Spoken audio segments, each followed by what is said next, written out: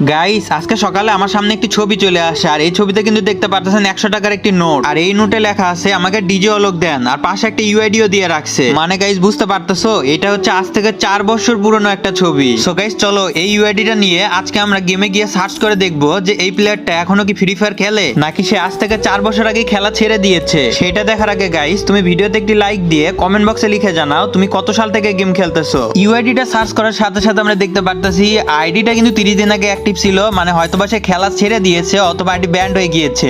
তো guys ID level হচ্ছে 55 আর সে বায়োতে কিন্তু লেখা রাখছে no panel no regedit fair player PC, মানে সে কিন্তু গাইস একজন পিসি প্লেয়ার ছিল। আর আমরা যদি বুয়া পাসের দিকে লক্ষ্য করি তাহলে কিন্তু দেখতে পাচ্ছ একটাও কিন্তু বুয়া পাস নেই, সে হয়তো 2023 সালের শুরুর দিকে খেলা ছেড়ে দিয়েছে।